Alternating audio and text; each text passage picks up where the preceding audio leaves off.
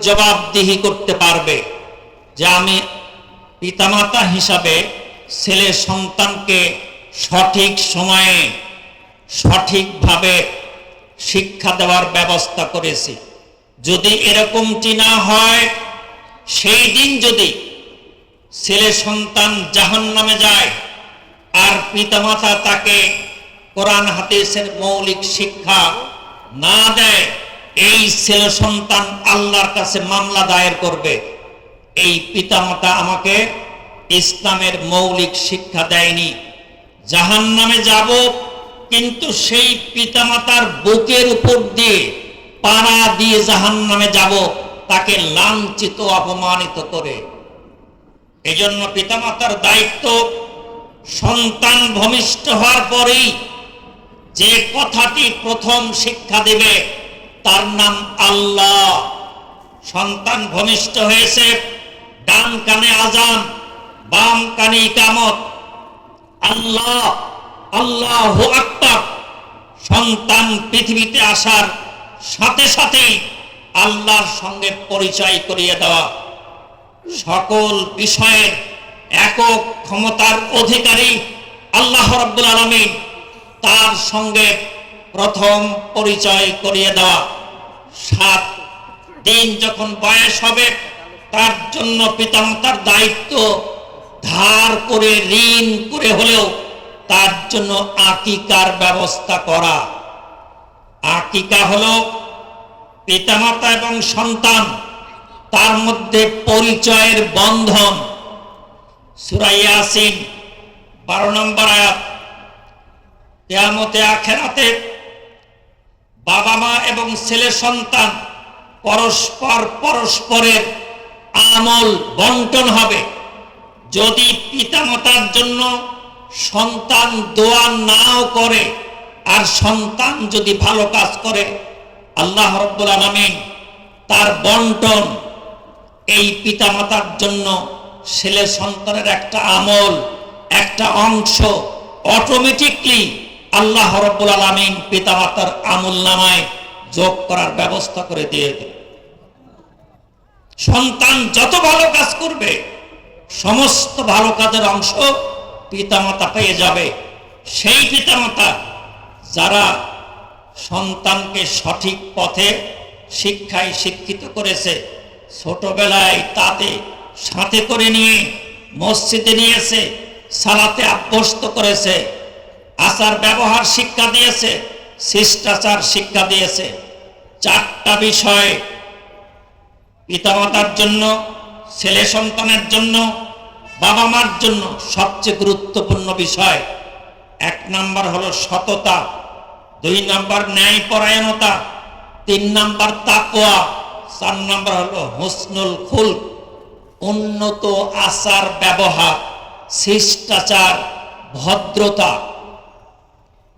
যার আচার ব্যবহার যত সুন্দর হবে, সে ততই জান্নাতের কাছাকাছি পৌঁছে যাবে। যার পিতামাতার শিক্ষার মাধ্যমে আচার ব্যবহার শিষ্টাচার যত সুন্দর হবে, তত তাড়াতাড়ি সে জান্নাতে প্রবেশ করবে। এর নাম হুসনুল খুলক। আর যার ব্যবহার রুক্ষ, বদমেজাজি, অসহিষ্ণুতা, খারাপ ব্যবহার, অহংকার, দাম্ভিকতা যার যত বেশি হবে, জান্নাত থেকে তার দূরত্ব ততই বৃদ্ধি পাবে। এজন্য আচার ব্যবহারে সবচাইতে সুন্দর আচার ব্যবহার উপস্থাপন করা সালেহীন হিসাবে আল্লাহর প্রত্যেকটি বান্দার দায়িত্ব। তা আমি যদি আমার পিতামাতাকে, আমি নিজে, আমার স্ত্রীকে, আমার ছেলে সন্তানকে একসঙ্গে জান্নাতে সম্মান মর্যাদার সাথে যেতে চাই, আমাকে সালেহীন বান্দা হিসাবে দুনিয়ার জীবনে জীবন যাপন করতে হবে। 2 নাম্বার হলো তাকে ঈমানদার হওয়া। ঈমানদার হতে হলে কোরআনে কারিমে সূরা বাকারা 177, সূরা নিসা 136, সহিহ মুসলিম 1 নম্বর হাদিস, আরকানুল ইমানে সেত্তা, ইমানের আরকান হলো 6টা। এই 6টি আরকান মুখে স্বীকার করা, অন্তরে বিশ্বাস করা, কাজে বাস্তবায়ন করা। এই আরকান 6টি একেবারে মুখে স্বীকার করতে হবে, অন্তরে মুখে স্বীকার করতে হবে, অন্তরে বিশ্বাস করতে হবে, কাজে বাস্তবায়ন করতে হবে। আরকানুল ইমানে সেত্তা, 1 নাম্বার হলো আমানতু বিল্লাহ, আল্লাহর প্রতি ঈমান। ঈমানের 1 নাম্বার আরকান হলো আল্লাহর প্রতি ঈমান, আমানতু বিল্লাহ। 2 নাম্বার ফেরেশতাদের প্রতি ঈমান। 3 নাম্বার কিতাবে ঈমান। 4 নাম্বার রিসালতে ঈমান। 5 নাম্বার আখিরাতে ঈমান। 6 নাম্বার তাকদীর ঈমান। যে ব্যক্তি ঈমানের এই আরকানগুলো বুঝে শুনে গ্রহণ করেছে সেই ব্যক্তি হলো ঈমানদার। ঈমানদার যখন ঈমানের ভিত্তিতে জীবন যাপন করার সিদ্ধান্ত গ্রহণ করবে এই ব্যক্তিকে বলা হয় মুসলিম। মান আসলামা ওয়াজহাহু লিল্লাহ, সূরা বাকারা 112 নম্বর আয়াত। যে ব্যক্তি আল্লাহর কাছে আত্মসমর্পণ করলো, উদখুলু ফিস সিলমে কাফা, আল্লাহর দেওয়া জীবন ব্যবস্থা ইসলামকে পরিপূর্ণভাবে বাস্তবায়ন করার সিদ্ধান্ত নিল, এই ব্যক্তির নাম হলো মুসলিম। ইসলামের আরকান হলো 5টা। 1 নাম্বার ঈমান, কালিমা গ্রহণ করা। ইসলামের একটা কালিমা লা ইলাহা ইল্লাল্লাহ, এটি গ্রহণ করার পরপরই 2 নাম্বার আরকান হলো সালাত, এরপরে সিয়াম, এরপরে যাকাত, এরপরে হজ। এই 5টি ইসলামের আরকান যে ব্যক্তি পরিপূর্ণভাবে আমল করবে সে ব্যক্তি ঈমানের 8টি শর্ত। এই 8টি শর্ত সমূহের মধ্যে 6 নাম্বার শর্ত হলো উদখুলু ফিস সিলমে কাফা, যিনি পরিপূর্ণভাবে কেবলমাত্র ইসলামকেই আদর্শ হিসাবে গ্রহণ করেছেন। এই পৃথিবীতে মুসলমান ইসলাম ছাড়া অন্য কোনো আদর্শ গ্রহণ করতে পারবে না। 7 নাম্বার হলো আল ইনকিয়াদ, ইসলামের ভিত্তিতেই তাকে পরিচালিত হওয়া।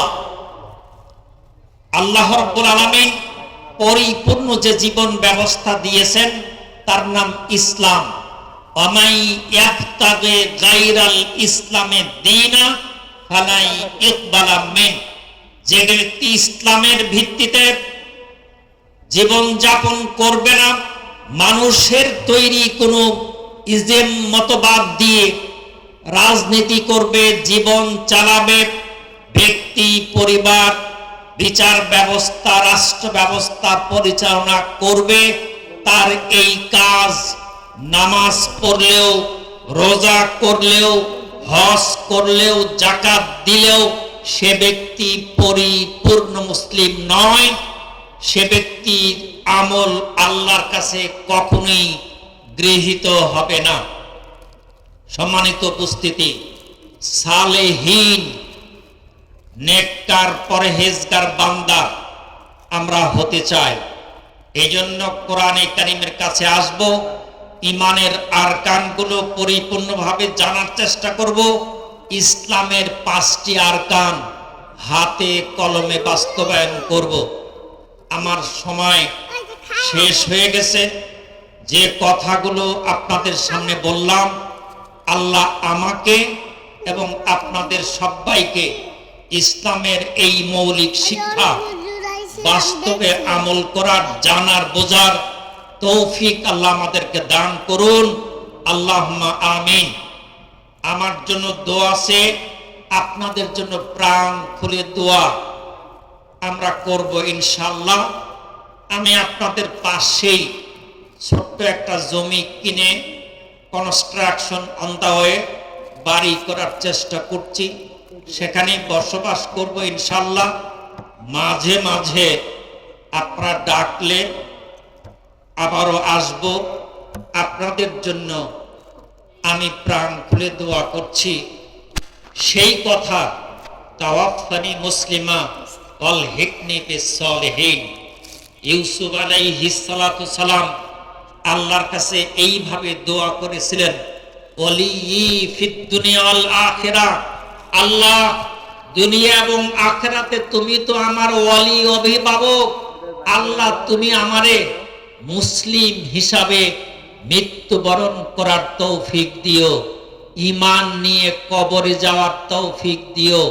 মুহাম্মাদুর রাসূলুল্লাহ সাল্লাল্লাহু আলাইহি ওয়াসাল্লাম ঈমান নিয়ে মুসলিম হিসাবে মৃত্যুবরণ করার তৌফিক আল্লাহর কাছে কামনা করেছেন। আপনারাও আল্লাহর কাছে এভাবেই কামনা করবেন, আমরা যেন মুসলিম হিসাবে মৃত্যুবরণ করতে পারি। এই কথাগুলো বলেই আমার বক্তব্য শেষ করছি। আসসালামু আলাইকুম ওয়া রাহমাতুল্লাহি ওয়া বারাকাতুহু। আলহামদুলিল্লাহ।